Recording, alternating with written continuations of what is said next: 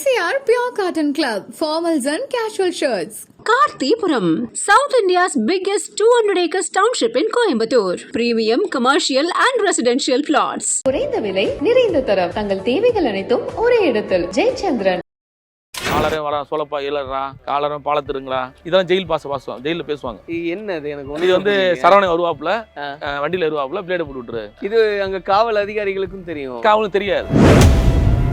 அது எப்படின்னு வந்துட்டு இயல்பாக சிகப்பா ஒருத்தர் இருப்பான். ஒரு காலத்துல பிளாக் இருக்கும், சிறைக்குள்ள பிளாக் இருக்கும். 18 வயசுல வர அந்த சிகப்பா இருக்கவனை வந்து அவனை கூப்பிட்டு வச்சுக்கிட்டு அவனை வந்து அவனுக்கு என்ன தேவையோ கொடுப்பாங்க. இவன் என்ன பண்ணா நமக்கு நல்லது உதவி செய்யறாரு, பக்கத்துல படுக்க வச்சுக்கிறாரு, நமக்கு பாதுகாப்பா இருக்காருன்ட்டு இந்த பக்கத்துல படுக்கும் போதே ஒரு நைட்ல அவனை பயன்படுத்திக்குவாரு.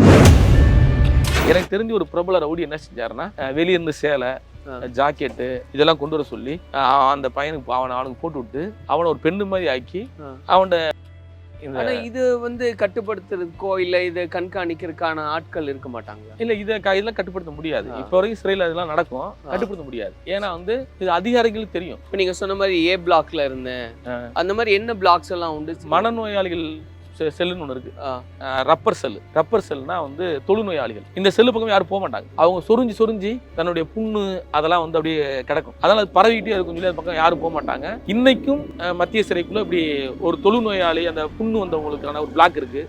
அந்த பிளாக்கை முறையா வந்து அரசு அந்த நோயாளிகளுக்கான ட்ரீட்மெண்ட் தர மாட்டாங்க.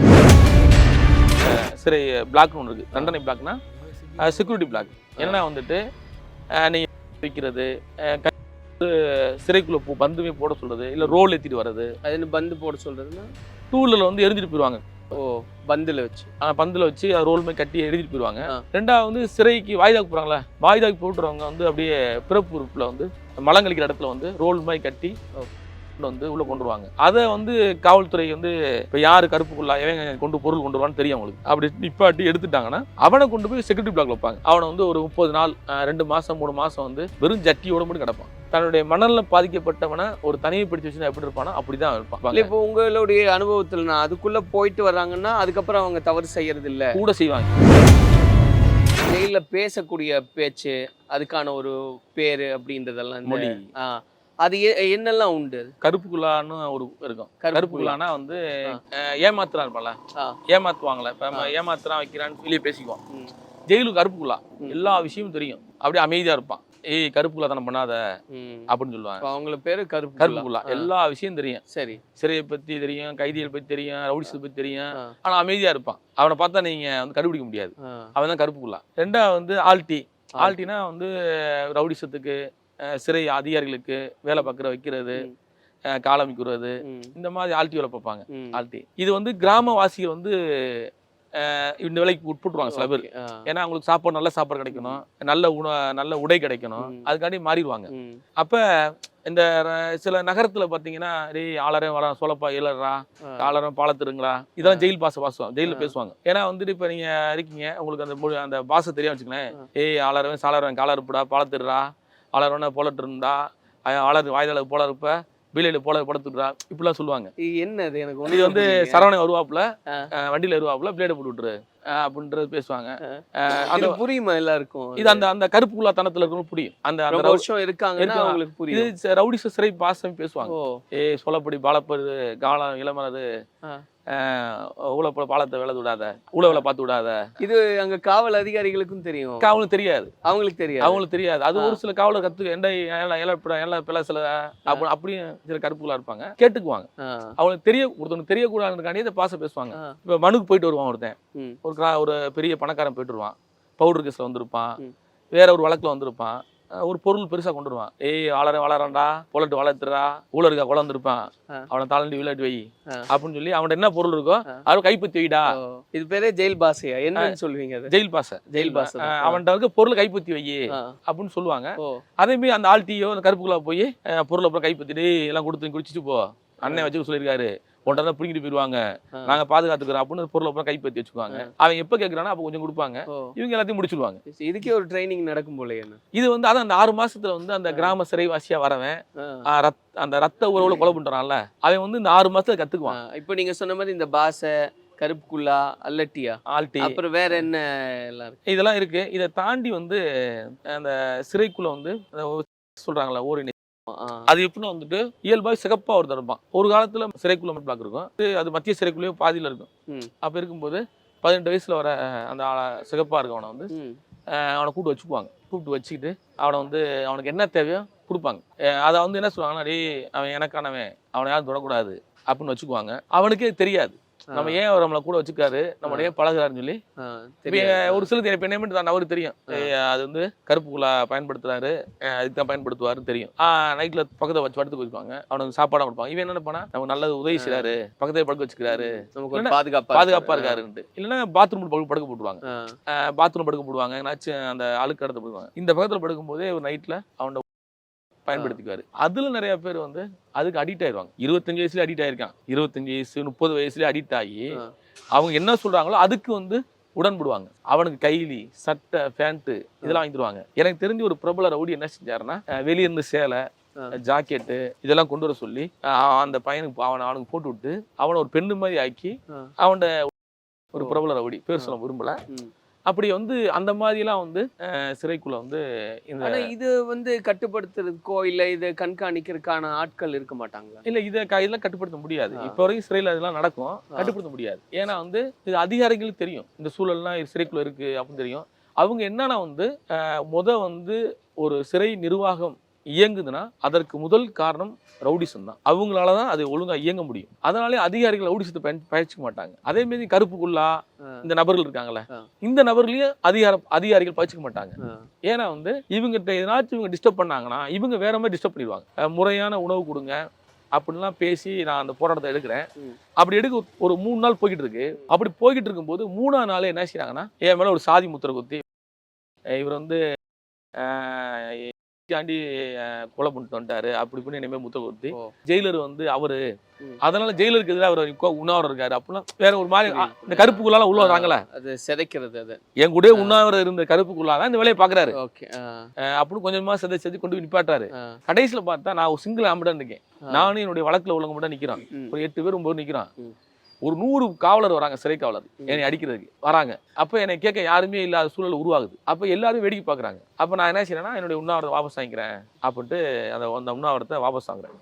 இது ஏன்னா ஒருவேளை நீங்க வாபஸ் வாங்காட்டி உங்களை என்னை அடிச்சிருப்பாங்க. அதெல்லாம் வந்து என்னை வந்து கட்டாயப்படுத்தி என் கூட சிறையில் இருக்கவனா நம்ம வந்து வழக்குல இருக்கோம், அப்பீல்ல இருக்கோம், இது வந்து தொடர்ச்சியா நீ பண்ணிட்டு என்னாச்சும் ஆச்சுன்னா வேற சிறைக்கு மாத்தம் கமாண்ட் பண்ணாங்கன்னா நம்மளால போய் நல்லா இருக்க முடியாதுன்னு சொன்னா போராட்டத்தை போய் வாபஸ் வாங்கிட்டு வரோம். அடுத்து நான் என்ன செய்யறேன், நீதிமன்றத்தில் சண்டை போடுறேன். நான் வாய்தாக்கு போகும்போது நீதிமன்றத்துல இந்த மாதிரி வந்து சிறையில வந்து உணவு சரியில்லை அப்படின்னு கடிதம் கொடுக்க, மனு கொடுக்க, இந்த மாதிரி நான் சில போராட்டம் இருக்கும்போது நிர்வாகம் வந்து என்னை வந்து என்ன செய்யணும், டெய்லி என்னை வந்து இரவு சர்ச் பண்ணுவாங்க. என் பிளாக்கை நான் செல்போன் வச்சிருக்கேனா தினமும், ஆமா நான் அது வச்சிருக்கேன் இது வச்சிருக்கேனா அப்படின்னு சர்ச் பண்ணுவாங்க. என்கிட்ட ஒண்ணுமே கிடையாது, ஊருகாப்பட்டு கூட இருக்காது, புத்தகம் தான் கிடக்குன்னு நானே விட்டுருவேன். அப்ப இது என்னன்னா வந்து நிர்வாகம் வந்து யாரெல்லாம் போராடுறான் அவனை ஒடுக்கணும், அவனை வந்து டார்கெட் பண்றது அவங்க வேலை வச்சிருப்பாங்க. நம்ம இதை மீறி வந்து நம்ம எல்லாத்தையும் பொதுவா நிக்கிறது. சிறை பாதிக்கப்பட்டோர் படிப்பு சங்கம்னு வச்சிருந்தேன், படிப்பு சங்கம் நீங்க. ஆமா நாங்களாம் சேர்ந்து ஒரு அமைப்பு கட்டி புத்தகங்கள் வெளியேந்து வாங்கிட்டு வந்து படிப்போம், வாசிக்கிறது, படிக்கிறது, அதை பத்தி விவாதிக்கிறது, இந்த மாதிரி அப்படியே போயிட்டு இருந்தோம். இது வந்து சிறையை வந்து அந்த நம்ம இருக்கிற இடம் சிறைங்கிற இல்லாம ஒரு வாசிப்பு பழக்கம் இருக்கனால நம்ம வந்து அதை வந்து கடந்து வந்துட்டோம். இப்போ உங்களுடைய அனுபவத்துலன்னா நீங்க பார்த்ததுலயே இன்னைக்கும் அந்த சம்பவத்தை மறக்க முடியல, சிறையில இது நான் பார்த்த சம்பவம் அப்படின்னா எதை சொல்லுவீங்க? சுந்தர்னு ஒரு தம்பி, அவன் சுந்தரியா மாறிட்டான். அந்த திருநங்கையா மாறி இப்ப மதுரையில வந்து சுத்திக்கிட்டு இருக்கான். எதனால? அவன் வந்து பேர் சுந்தர், ஒரு கிரைம்ல வரான் உள்ள, திருட்டு வழக்குல. அவன் உள்ள வந்தோன்னா அவனுடைய சொன்ன இந்த சில அடிக்ட் இருப்பாங்களா, அடிக்ட்னா வந்து இந்த இருப்பாங்க பெரிய ஆள் இல்லை. அப்போ அவங்க வந்து அவனை தவறாக பயன்படுத்தி அவனை ஒரு பெண்ணாவே அவனை திருநங்கையாவே அவனை ஆக்கி அவனை வந்து அது வந்து ஒரு பெரிய வழி. ஏன்னா வந்து நான் அடிக்கடி என்ன யோசிப்பேன்னா, சிறையில் கைதிகளாக வரவங்கள முதல் தலைமுறை கைதியாக வந்து அவங்கள பிரித்து அவங்களை நல்வழிப்படுத்தி, அவன் எந்த வழக்கில் வந்தாலும் கொலை வழக்கில் வந்தால் கூட ஏதோ ஒரு ஆத்திரத்தில் கோபத்தில் பண்ணியிருப்பான், அவனை ஒழுங்குபடுத்தி அவனை தயார்படுத்தி வைக்கிறது தான் சரியாக இருக்கும். ஏன்னா நீங்கள் கைதிகளோட பல வழக்கில் உள்ள கைதிகளோட நீங்கள் போடும்போது இந்த முதல் தலைமுறை குற்றவாளிகள் வந்து மீண்டும் மீண்டும் தவறு செய்யறதுக்கான வாய்ப்பை வந்து அந்த இடம் உருவாக்குது. அதனால் வந்து இந்த முதல் குற்றவாளிகளை தனிமைப்படுத்தி அவர்கள் மூளையோ அவருடைய மனதையோ ஒருநிலைப்படுத்தி அவர்களை வந்து இந்த குற்றமற்றவர்கள் நிரூபிக்கிற வரைக்கும் தனிமைப்படுத்துறது தான் சரியா இருக்கும். ஏன்னா அவர் அங்க போனனே வந்து 18 வயசுல இருந்து 25 வயசுக்குள்ள போற சிறைவாசிகள் முதல் குற்றவாளிகள் மீண்டும் அதை வந்து ஒரு கல்லூரியாவோ பயன்படுத்துறது தான் சிறை இருக்கு இன்னைக்கு. அதுதான் ஒரு வேதனையா இருக்கு. இப்போ நீங்க சொன்ன மாதிரி ஏ பிளாக்ல இருந்தேன், அந்த மாதிரி என்ன பிளாக்ஸ் எல்லாம் உண்டு? சிலதெல்லாம் நம்ம கேள்விப்படும் போது வெளியிருந்து சிறைன்னா இந்த கொரில்லா செல்லாம் இருக்கும். ஆமா, ரொம்ப கொடுமையா இருக்கும். மனநோயாளிகள் செல்லுன்னு ஒன்று இருக்கு. ரப்பர் செல்னா வந்து தொழுநோயாளிகள். இந்த செல்லு பக்கம் யாரும் போக மாட்டாங்க. ஏன்னா வந்து அந்த செல்லு பக்கம் ரப்பர் செல்லு போனோம்னா அவங்க சொரிஞ்சு தன்னுடைய புண்ணு அதெல்லாம் வந்து அப்படியே கிடக்கும். இது வந்து தொழுநோய் அந்த மாதிரி நோய் இருக்குமா, அதனால அது பரவிக்கிட்டே இருக்கும் சொல்லி அந்த பக்கம் யாரும் போக மாட்டாங்க. இன்னைக்கும் மத்திய சிறைக்குள்ள இப்படி ஒரு தொழுநோயாளி அந்த புண்ணு வந்தவங்களுக்கான ஒரு பிளாக் இருக்கு. அந்த பிளாக்கை முறையா வந்து அரசு அந்த நோயாளிகளுக்கான ட்ரீட்மெண்ட் தர மாட்டாங்க. எனக்கெல்லாம் என்ன கோரிக்கை வைக்கிறேன்னா தமிழக அரசுக்கு 60 வயசுக்கு மேல சிறைவாசியா இருக்கிற முதிர்ந்த சிறைவாசிகளை விடுதலை செய்யும். ஒருத்தர் 60 வயசுக்கு மேல போய் மதுரைக்குள்ள வெளியே போய் ஒன்றும் செய்ய போறது கிடையாது. அந்த 60 வயசை உள்ள இருந்துக்கிட்டு நோய் வைப்பட்டுக்கிட்டு மலங்கழிக்க முடியாம இந்த மாதிரி புண்ணு வந்து உடம்புல புண்ணு வந்து ரொம்ப என்ன சொல்றதுன்னா நோயினுடைய அந்த உக்கிரம் போய் வாழ்ந்துகிட்டு இருக்கான் நிறைய பேர். அவன் வந்து அவனை வந்து சக கைதியை பார்க்க மாட்டான், மருத்துவர் பார்க்க மாட்டாங்க, உறவினர்கள் வந்து அவனுக்கு உணவு கொடுத்து பார்க்க முடியாது. பக்கத்துல சக கைதி இருக்கான சக கைதியை அவன் 60 ரூபாய் பார்க்குறான். ஏன்னா அவனால இப்ப ஒரு ட்ரெஸ் கொடுக்க முடியும், ஒரு தட்டில் சோறு தர முடியும், அவனை குளிக்க முடியாது. அதை நம்ம வந்து ஏன்னா அவனுக்கு அது வேலையும் இல்லைல்ல அந்த கைதிக்கு, அவனை பார்க்கறே கஷ்டம் இல்லை. ஏன்னா 2வது சிறை வந்து எல்லாரும் நொந்து வெந்து போயிருக்கணும். நீங்க 24 மணி நேரத்துல குறைஞ்சபட்சம் எவ்வளோ பெரிய டானா இருக்கட்டும், எவ்வளோ பெரிய நான் வந்து வீரன் சொல்லட்டும், 2 மணி நேரம் தன்னுடைய குடும்பத்தை நினைத்தார்கள் அழுதுருவாங்க. முன்னாடி ஆமா, ஒரு நேர்காணல்ல வந்து பெரிய ரவுடிங்கிறாரு, அவருடைய குழந்தையும் மனைவியும் நிக்கிறாங்க, அவர் அழுதுட்டு இருக்காரு. இது என்னன்னா வந்து அந்த வலியும் வேதனையும் அந்த சிறைப்பட்ட நபருக்கு தான் தெரியும். அப்ப ஒரு ரத்த உறவுகளை தாண்டி குடும்பங்களை தாண்டி அந்த குழந்தைகள் வெளியே எப்படி கஷ்டப்படும் நினைச்சு அழுவான். தன் பிள்ளை ஸ்கூலுக்கு போடுச்சா, தன் பிள்ளை நல்லது சாப்பிடுச்சா அப்படின்ற வேதனை வலியும் ஒவ்வொரு சிறைவாசிக்கும் இருக்கும். இதை வந்து நம்ம வந்துட்டு ஏதோ ஜெயிலில் இருக்காங்க, அவன் வந்து குற்றம் செஞ்சுட்டு இருக்கான் அப்படின்ட்டு பார்க்கறத தாண்டி அவனும் ஒரு மனிதன். அப்போ அந்த இடம் வந்து சிறை வந்து மனித நேயத்தை கற்பிக்கக்கூடிய இடமாக மாறணும் தான் என்னுடைய ஆசை கனவு. நீங்க சொன்ன மாதிரி இது வந்து ரப்பர் செல் அப்படின்னு ஒன்று, அது தவிர்த்து என்னென்ன பிளாக்ஸ் அப்படின்றதெல்லாம் ரப்பர் செல் இருக்கு. 2வது வந்து தண்டனை சிறை பிளாக்னு ஒன்று இருக்கு. தண்டனை பிளாக்னா செக்யூரிட்டி பிளாக். என்னன்னா வந்துட்டு நீங்க வைக்கிறது, சிறைக்குள்ள பந்துமே போட சொல்றது, இல்ல ரோல் ஏத்திட்டு வர்றது. அது பந்து போட சொல்றதுன்னா டூலர்ல வந்து எரிஞ்சிட்டு போயிருவாங்க. பந்துல வச்சு ரோல் மாதிரி கட்டி எழுதிட்டு போயிருவாங்க. 2வது வந்து சிறைக்கு வாய்தாக்கு போறாங்களா, வாய்தாக்கு போட்டுறவங்க வந்து அப்படியே பிறப்பு உறுப்புல வந்து மலங்கழிக்கிற இடத்துல வந்து ரோல் மாதிரி கட்டி வந்து உள்ள கொண்டு வருவாங்க. அதெல்லாம் சிம் கார்டுலாம் கொண்டு வருவாங்க, சிம் கார்டு செல்லாம் கொண்டு வருவாங்க. அப்படி கொண்டு வந்து உள்ள வந்துட்டு அதை வந்து காவல்துறை வந்து இப்போ யாரு கருப்புக்குள்ளா எவன் பொருள் கொண்டு வருவான்னு தெரியும் அவங்களுக்கு. அப்படி நிப்பாட்டி எடுத்துட்டாங்கன்னா அவனை கொண்டு போய் செக்யூரிட்டி பிளாக்ல வைப்பாங்க. ஒரு தனிமை பிளாக்ல வச்சு அவனை அடைச்சி வச்சு அவனை வந்து ஒரு 30 நாள் 2 மாசம் 3 மாசம் வந்து வெறும் ஜட்டியோட மட்டும் கிடப்பான். வெறும் அடிக்கிறது அந்த மாதிரி அடிக்க செய்வாங்க, அடிச்சு தான் போடுவாங்க. அங்க ஜட்டியோட கிடப்பான். அந்த கொசுக்கடி, குளிக்க முடியாது, நேர்காணல் பார்க்க முடியாது. இந்த மாதிரி ஒரு வெளியே வரும். எதுக்கு ஒரு 6 மாசம் 3 மாசம் வந்து அவனை டைட் பண்ணி வச்சிருப்பாங்க. உணவு வந்து அங்கேயே கொடுத்துருவாங்க. அவன் உணவு தட்டுல கொடுப்பாங்க, தண்ணி உழவ கொடுக்க மாட்டாங்க. அந்த சிறைன்றது எவ்வளவு ஸ்பேஸ் இருக்கு? அதுவும் வந்து ஒரு 8x8 தான் இருக்கும். அதுவும் அப்படிதான் இருக்கும். எல்லா சிறையுமே அந்த அறையுமே தான் இருக்கும். ஆனா வந்து அங்க வந்து அவன் வந்து என்ன சொல்றேன்னா தன்னுடைய மணல்ல பாதிக்கப்பட்டவனை ஒரு தனிமைப்படுத்தி வச்சுன்னா எப்படி இருப்பானோ அப்படிதான் இருப்பான். அந்த ரொம்ப கடினமான டவுசர், ஆயுள் தண்டனை சிறைவாசினா டவுசர் வச்சிருப்பாங்க. இப்போ உங்களுடைய அனுபவத்துல நான் அதுக்குள்ள போயிட்டு வர்றாங்கன்னா அதுக்கப்புறம் அவங்க தவறு செய்யறது இல்ல கூட செய்வாங்க. ஏன் அது எப்படி? அது இன்னும் கொடுமையா இருக்கும் இல்லையா? அதுதான் வந்து என்னன்னா வந்துட்டு ஒரு குற்றவாளியை அவன் போக்குல போய் திருத்துறது ஒண்ணு இருக்கு, குற்றமற்றவனா திருத்துறது. ஆனா நீ குற்றவாளியை நீங்க டைட் பண்ண அவன் வந்து இதோட மேற்கொண்டு குற்றம் செய்ய முயற்சி வீரியமா செய்வான். ஏன்னா அவன் வந்து நீங்க அடைச்சி வைக்கிறீங்கன்னா அவன் வந்து ஒரு கைதியை ஒரு காவலர்ல விலைக்கு வாங்குவான். ஏன்னா காவலர்கள் இருக்காங்க, சிறை காவலர் இருக்காங்களே, அவங்க பணத்துக்கு விலை போயிடுவாங்க.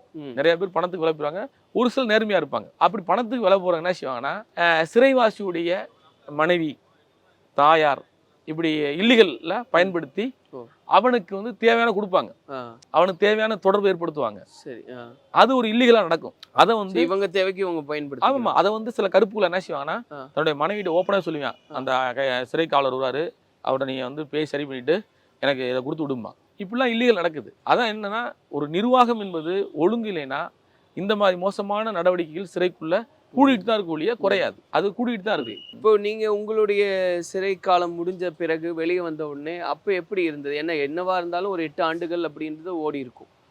அதன் பிறகு வெளியே வந்து பார்க்கக்கூடிய உலகம் எப்படி இருந்தது? அப்புறம் உங்களுடைய சகஜ வாழ்க்கைக்குள்ள எப்படி வந்தீங்க? நான் சிறையை விட்டு வெளியே வரும்போது ஒன்றுன்னு தெரியாது எனக்கு. வரேன், வந்து தலைவரை சந்திக்கிறேன், திரு அண்ணன் திருமாவை சந்திச்சு தொழிலாளர் விடுதலை முன்னணியுடைய மாவட்ட செயலாளராக முதல் பதவி இருக்கிறேன். அப்போ என்னுடைய திருமணம் பெண் யாரும் தரல. திருமணம் பெண் பார்த்துக்கிட்டே இருக்கேன். சிறைக்கு போயிட்டேன், ஜெயிலுக்கு போயிட்டேன், பொண்ணு தராமல் இருந்தாங்க. அப்புறம் எங்கள் மாமா பொண்ணு வந்து அது என்னை இயல்பாகவே நான் தூக்கி வளர்த்த பொண்ணு என் மாமா பொண்ணு. என் மாமா வந்து நான் பொண்ணு தரேனாரு. அந்த பிள்ளை என்னை கல்யாணம் பண்ணிச்சு.